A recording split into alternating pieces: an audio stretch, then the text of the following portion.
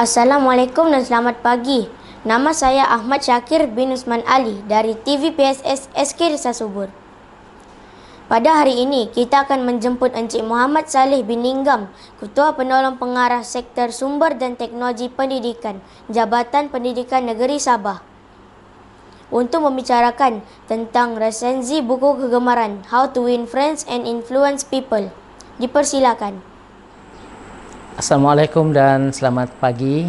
Yang berusaha Puan Mazna Abu Bakar, pengarah BSTP KPM, semua pengarah-pengarah negeri, Jabatan Pendidikan Negeri, semua ketua penolong pengarah sektor sumber dan teknologi pendidikan seluruh Malaysia, rakan-rakan guru, tuan-tuan dan puan-puan yang dihormati sekalian. Alhamdulillah, bersyukur kita kehadirat Ilahi kerana pada kali ini saya Saleh bin Ninggam, Ketua Penolong Pengarah Sektor Sumber dan Teknologi Pendidikan Negeri Sabah, akan berkongsi dengan rakan-rakan di seluruh Malaysia tentang satu buku yang pada hemat saya memberi impak dalam pengurusan saya selama ini. Dan dalam ruangan ini, sekali lagi bagi pihak diri saya, terima kasih kepada bahagian Sumber dan Teknologi Pendidikan Kementerian Pendidikan Malaysia di atas kepercayaan yang diberikan kepada kami untuk melakukan ataupun melibatkan diri dalam aktiviti pada kali ini. Tuan-tuan, puan-puan yang dihormati sekalian, dalam kesempatan ini saya ingin membicarakan sebuah buku yang telah ditulis pada tahun 1936 lagi oleh Danny Carnegie. Tapi buku itu telah memberi saya suatu pengalaman yang sangat baik dalam membentuk diri sebagai seorang pemimpin kecil di peringkat negeri Sabah. Buku yang saya maksudkan adalah buku yang bertajuk Bagaimana Mendapat Kawan dan Mempengaruhi Seseorang, ataupun How to Get a Friend and Influence a People.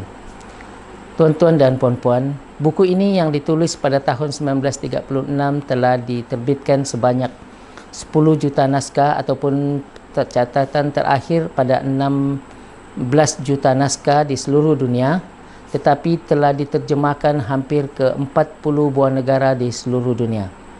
Buku ini yang asalnya ditulis pada 1936 bukan sahaja buku yang telah mengubah pemikiran ataupun cara pengurusan individu ataupun kumpulan tertentu, tetapi juga telah menjadi satu buku contoh dalam membentuk pemimpin kecil di semua peringkat. Dan hari ini saya akan berkongsi dengan rakan-rakan tentang buku berkenaan.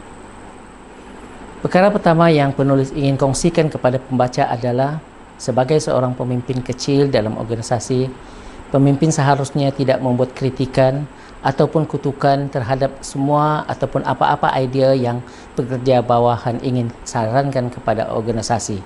Dan dalam konteks ini, kita di KPM dan di JPN khasnya seharusnya mendengar apa yang ingin diluahkan oleh pekerja-pekerja di peringkat bawahan agar pengurusan yang kita laksanakan menjadi lebih baik, lebih cemerlang berbanding dengan sebelum ini. Dan dalam penulisan ini, penulis juga memberi contoh bagaimana pemimpin-pemimpin negara besar sering mendengar luahan dan juga kritikan pegawai bawahan agar mereka mampu menjadi pemimpin yang cemerlang. Inilah yang ingin ditonjolkan oleh penulis dalam buku ini. Perkara yang kedua yang ingin dikongsikan oleh penulis adalah tentang sikap pemimpin yang seharusnya memberi pujian terhadap setiap kebaikan yang dilontarkan oleh pekerja. Penghargaan terhadap kejayaan, sama ada kecil atau besar, seharusnya dilaksanakan oleh pemimpin agar setiap pekerja itu merasai nikmat sebagai pekerja yang dihargai, yang dihormati, yang diberikan peluang untuk berkongsi dalam setiap agenda organisasi. Dan perkara ketiga yang ingin dikongsikan oleh penulis adalah bagaimana seharusnya pekerja bawahan itu dapat menerima hakikat setiap apa yang diputuskan oleh organisasi itu berdasarkan pandangan dan idea daripada kumpulan bawahan. Biarlah kumpulan bawahan itu merasakan agar setiap keputusan itu melibatkan mereka, dan inilah peluang untuk pekerja bawahan itu merasai bagaimana bahagianya mereka di bawah satu pengurusan yang cemerlang, yang memberikan mereka peluang untuk berkarya, untuk melaksanakan tugas dengan penuh kegembiraan. Dalam segmen yang kedua ini kita akan membicarakan bagaimana teknik agar kita menjadi mudah berurusan dengan orang lain.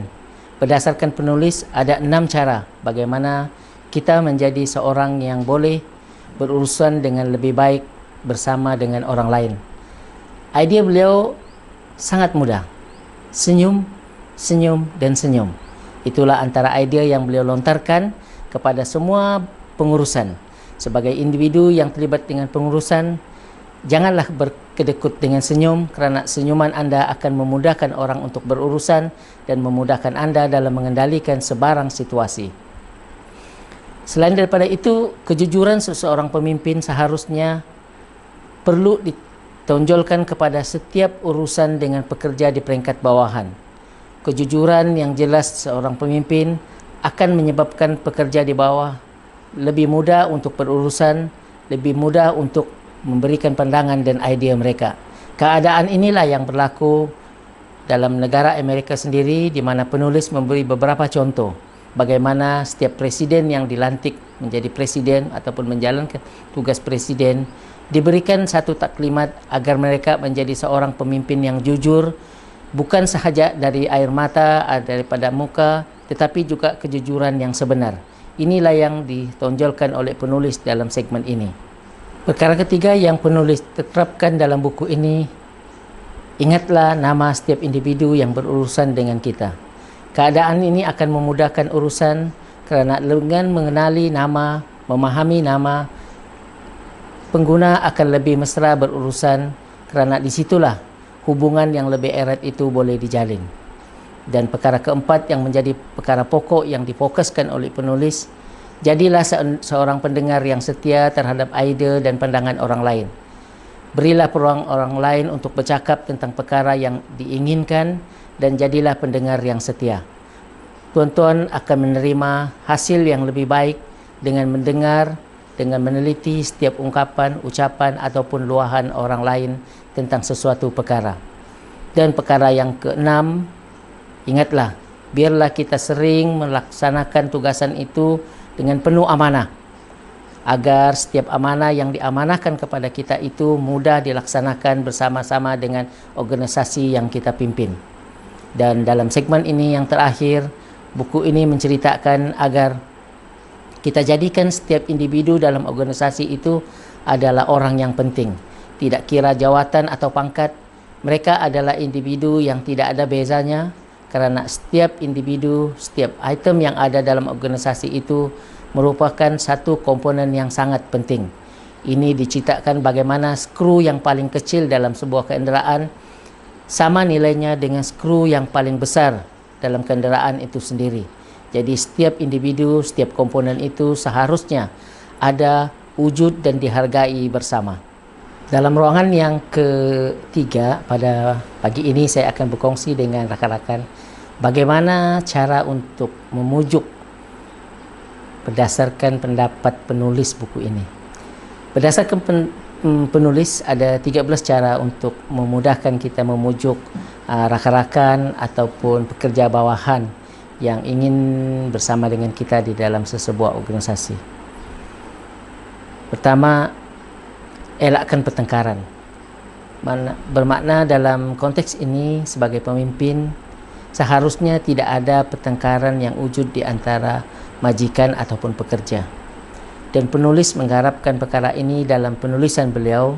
Seharusnya seorang pemimpin yang berjaya seharusnya tidak ada pertentangan ataupun pertengkaran yang wujud di antara majikan dengan pekerja. Dan itulah yang coba digambarkan dalam beberapa contoh, bagaimana setiap pertengkaran itu selalunya akan menghasilkan impak yang lebih buruk berbanding dengan hasilan baik yang kita harapkan. Suatu ketika dahulu semasa perang saudara di Amerika, seorang jenderal telah dimarahi oleh Presiden Amerika pada waktu itu apabila membiarkan pasukan selatan meloloskan diri selepas terkepung di tebing sebuah sungai, dan Presiden mengharapkan agar tentera utara membunuh keseluruhan tentera selatan. Walau bagaimanapun, jenderal tentera yang berada di lapangan pada waktu itu meloloskan semua Tentera Selatan kerana beliau berpandangan membunuh tidak akan menyelesaikan persengketaan di antara utara dan selatan. Sebaliknya, kesan daripada kebijaksanaan beliau, akhirnya perang saudara Amerika itu dapat ditamatkan. Dan beliau berpendapat dengan melihat kepada penderitaan dan lautan darah yang ada dalam pertempuran itu, tidak akan memberi kemenangan mutlak kepada pihak utara, walaupun mereka mungkin boleh dijulang sebagai juara. Dan akhirnya jenderal itu menjadi seorang pemimpin tentera yang baik, yang cemerlang dan dapat menyatukan Amerika dalam perang saudara berkenaan. Perkara seterusnya yang ingin menarik perhatian saya dalam penulisan buku ini, penulis memberi pendapat bahawa setiap pekerja itu perlu diberi peluang untuk menyuarakan idea dan pandangan. Seharusnya tidak ada pendapat yang ditolak ataupun dibuang sebebas-bebasnya tanpa mendapat pengadilan yang sebenar. Penulis mengharapkan agar setiap idea itu diterima, dinilai, dan jika ingin ditolak, haruslah ditolak dalam bentuk tolakan yang paling beradab. Biarlah mereka, pekerja bawahan itu, melihat setiap keputusan yang diputuskan dalam organisasi itu melibatkan mereka.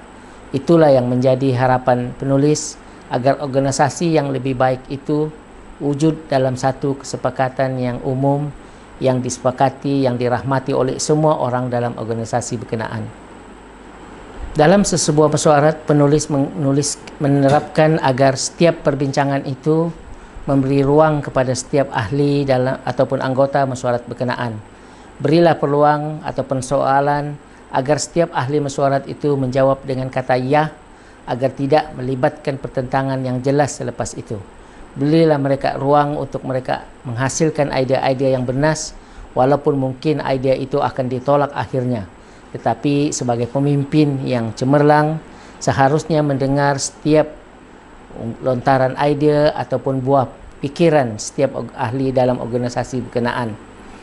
Penulis juga menggambarkan bahawa setiap perbincangan di antara majikan dan pekerja seharusnya memberi satu kata putus yang terbaik. Dan untuk mencapai kata putus yang terbaik itu, seseorang pemimpin di dalam organisasi seharusnya boleh mengakui jika beliau melakukan kesilapan, perlu akui kesilapan itu dan biarlah pembetulan dilaksanakan selepas perakuan itu. Dan perkara yang berikutnya yang ingin kongsikan dalam penulisan buku berkenaan, setiap pemimpin semasa dalam sebuah mesyuarat seharusnya memberi peluang kepada ahli untuk bercakap, untuk melontarkan idea dan pandangan. Dan seharusnya pandangan-pandangan itu dikumpulkan dan biarlah sama-sama membuat keputusan mana satu idea yang terbaik. Tetapi sebagai pemimpin seharusnya mengambil ruang untuk membesarkan idea ataupun pandangan pemimpin berkenaan agar idea berkenaan boleh diterima dan diterima pakai oleh keseluruhan ahli mesyuarat. Dan kata putus dari ahli mesyuarat, ia merupakan satu petunjuk bahawa organisasi itu akan lebih cemerlang dalam mengurus dan mentadbir organisasi berkenaan. Perkara seterusnya yang ingin digarap oleh penulis dalam buku ini adalah bagaimana seseorang pemimpin itu perlu melihat semua aspek di dalam organisasi agar semua individu berkenaan diberi peluang dalam menyuarakan pandangan dan pendapat terhadap perkara-perkara yang ingin dibincangkan. Dan akhir sekali, penulis juga mencadangkan kepada kita agar kita sama-sama dengan pekerja, dengan majikan pekerja, agar bersatu dalam membuat keputusan yang sama untuk keseluruhan organisasi. Alhamdulillah, di dalam buku ini ada beberapa perkara yang saya yakini sangat membantu dalam pengurusan kita sebagai pemimpin di peringkat kecil organisasi ini. Perkara pertama yang ingin saya kongsikan iaitu 9 cara untuk menjadikan agar kita tidak menyinggung perasaan pekerja semasa dalam sesebuah mesyuarat ataupun perbincangan. Perkara pertama yang dilontarkan oleh penulis, mulakan agar perbincangan itu dapat memberi ruang kepada pekerja untuk menyatakan ya terhadap satu-satu bentuk perbincangan yang bukan arahan. Bermaksud dalam konteks ini, jika kita ingin memulakan sesebuah perbincangan, biarlah kita bertanyakan tentang hal-hal yang akan memberi jawapan ya kepada kita. Keadaan itu akan membolehkan pekerja itu untuk terus bersama kita dalam membuat sebarang keputusan selepas itu. Perkara berikutnya yang menjadi perhatian penulis adalah tentang bagaimana kita menarik perhatian pekerja untuk terus bersama agar kesemua perbincangan antara kita, antara pekerja dan majikan itu akan memberikan satu keputusan yang cemerlang. Dalam ruangan perbincangan itu, kita boleh menjadikan kesilapan ataupun perkara-perkara silap yang telah kita laksanakan pada masa lampau untuk kita bincangkan bersama agar pekerja meyakini bahawa kita jujur untuk bersama-sama dengan mereka dengan melihat kepada kesanggupan kita mengakui sebarang kesilapan yang telah kita laksanakan selama ini. Dan sikap mengakui kesilapan itu merupakan satu perkara yang menurut penulis akan memberi kepercayaan yang lebih tinggi oleh pekerja terhadap majikan, terhadap diri kita sendiri. Dan dalam perbincangan-perbincangan bersama dengan pekerja, seharusnya kita lebih banyak bertanyakan soalan-soalan dan bukannya memberi arahan-arahan sahaja. Soalan-soalan itu seharusnya menjurus kepada jawapan ya, dan sebaliknya jika arahan yang kita lontarkan kepada mereka, mereka akan lebih rasa untuk membuat pertentangan dengan sebarang arahan yang belum mungkin mencapai tahap pemikiran mereka pada masa berkenaan. Perkara yang sangat penting yang ditonjolkan oleh penulis dalam buku ini, jangan ada pemimpin yang memalukan orang bawahan atau memalukan individu-individu dengan perkara-perkara lampau yang boleh menjejaskan hubungan di antara pemimpin dengan pekerja berkenaan. Seterusnya adalah untuk memberikan setiap reputasi yang baik terhadap semua pandangan oleh individu sama ada secara langsung atau tidak, agar mereka meyakini bahawa perbincangan itu lebih memihak kepada kumpulan bawahan tanpa menjadikan pihak majikan itu sekadar memberi arahan dalam majlis berkenaan. Keadaan ini akan membantu tuan-tuan untuk lahir sebagai seorang pengurus yang lebih cemerlang. Dan perkara terakhir yang ingin ditonjolkan, biarlah kumpulan pekerja akan merasai senang terhadap semua idea dan pandangan anda dalam melaksanakan tugasan dalam organisasi berkenaan. Dan semoga semua info yang kita bincangkan pada hari ini dapat membantu tuan-tuan dalam melaksanakan tugasan di peringkat organisasi masing-masing. Bagi pihak diri saya, bagi pihak SSTP JPN Negeri Sabah, kami memohon maaf sekiranya sepanjang program ini terdapat kesilapan atau tutur kata yang menyinggung tuan-tuan, dan semoga kita akan bertemu lagi dalam rancangan yang akan datang. Sekian, wabillahi taufik wal hidayah. Wassalamualaikum warahmatullahi wabarakatuh. Terima kasih.